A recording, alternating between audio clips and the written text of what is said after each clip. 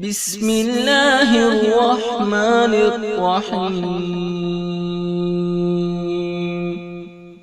شروع اللہ کے نام سے جو بڑا مہربان نہایت رحم والا ہے۔ ایک خوبصورت اور تندرست و توانا گھوڑا گھاس چر رہا تھا۔ وہاں سے ایک چالاک بھیڑیے کا گزر ہوا۔ بھیڑیے نے گھوڑے کو دیکھا تو اس کے منہ میں پانی بھر آیا۔ وہ سوچنے لگا یہ بہت صحت مند گھوڑا ہے، یقیناً اس کا گوشت بھی بہت لذیذ ہوگا۔ بھیڑیے نے اپنے دل میں کہا، گھوڑا تو بہت بڑا ہے، میں اس کا شکار آسانی سے نہیں کر سکتا۔ اور پھر بھیڑیا گھوڑے کو شکار کرنے کی ترکیب سوچنے لگا۔ بھیڑیے نے سوچا، میں اگر گھوڑے کو اپنی چکنی چوپڑی باتوں میں پھنسا لوں تو شاید میں اس کو آسانی سے شکار کر سکتا ہوں۔ یہ سوچ کر بھیڑیا گھوڑے کے پاس گیا اور گھوڑے کو مخاطب کر کے پوچھا، گھاس دیکھیے میں تو بہت خوبصورت ہے اور کھانے میں بھی لذیذ ہے۔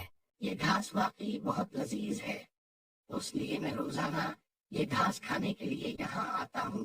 اتنی لذیذ گھاس کھانے کے باوجود آپ شکل سے کچھ بیمار لگتے ہیں، اور شاید آپ کی بیماری کی وجہ سے مالک نے آپ سے کام لینے کی آپ کو چھٹی دے دی ہے۔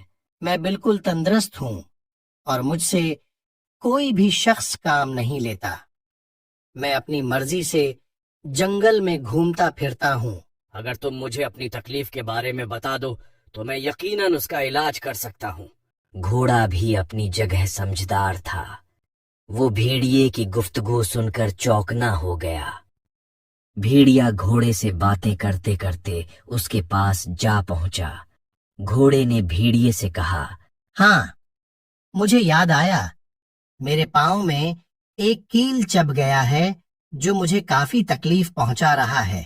کیا تم میرے پاؤں سے کیل نکال سکتے ہو؟ بھیڑیا گھوڑے کی بات سن کر خوش ہو گیا اور اس نے سوچا کہ میں اب اس کی ٹانگ پکڑ کر اسے آسانی شکار کر سکتا ہوں۔ بھیڑیے نے خوش ہوتے ہوئے گھوڑے سے کہا، ضرور ضرور، تم مجھے اپنا پاؤں دکھاؤ، میں اس میں سے ابھی کیل نکال سکتا ہوں۔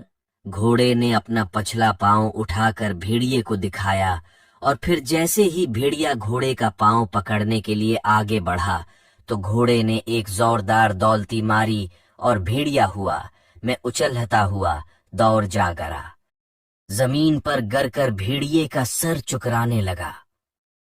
اس نے گھوڑے کا شکار کرنے کا ارادہ چھوڑ کر اپنی جان بچانے کے لیے فوراً دوڑ لگا دی۔